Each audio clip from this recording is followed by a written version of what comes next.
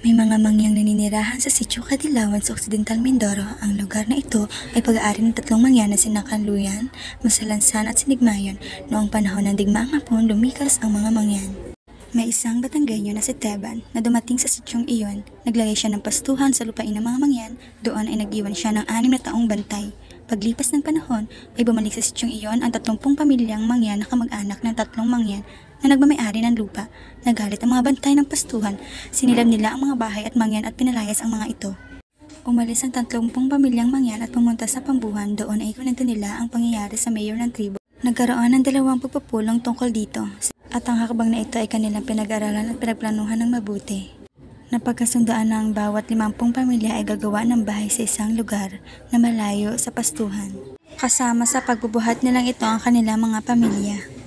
Gumawa pa sila ng kapilya at bahay pulungan na tinatawag nilang perauyan. Kinaumagahan, laking gulat ng mga tauhan ng pastuhan nang kanilang makita ang isang buong pamayanang nakuluklok na sa lugar. Nagsumbong sa amo ng pastuhan ang mga bantay.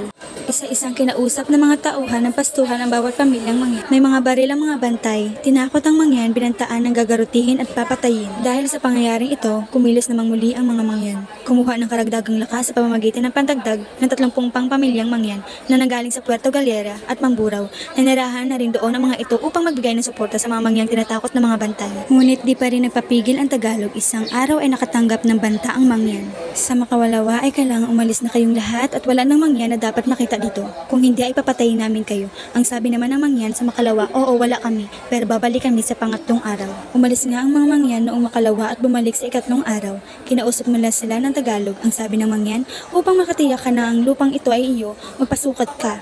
Nagpasukat nga uli ang Tagalog. Ang dating 66 hektaryang kanyang inangkin ay naging 500 hektarya na. Pagkatapos ng pagsusukat, hindi pa rin umalis ang mangyan. Dito ay nagainitan na ang 2 panig. Ang sabi ng Tagalog, mag-usap tayo sa bahay ko. Ang sabi naman ng mangyan, doon tayo mag-usap sa bahay pulunan namin. Dumating ang araw ng pulong. Ang bangkat ng Tagalog ay may kasamang mga taong armado.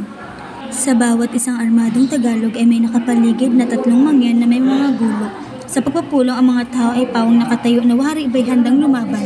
Ang kaisipan ng mangyan ay hanggat maaari hindi makikipag-away, subalit kung kinakailangan ay handa ring mamatay. Pumili ang mga mangyan ng 5 tagapagsalita sa pulong na iyon. Ang isa sa kanila ay isang matandang babae na nagsabing, ako hindi bihasa sa ganitong uri ng pagpupulong. Tayo ay umupo at nang makapag-usap ng mabuti at sabi niya sa Tagalog, ikay Kingkoy, para nakitang anak. Ang tinutukoy niya ay may-ari ng pastuhan. Maitanong ko sa iyo, saan ba nakatira ang Bisaya? Ang sagot ni Kingkoy, sa Kabisayaan.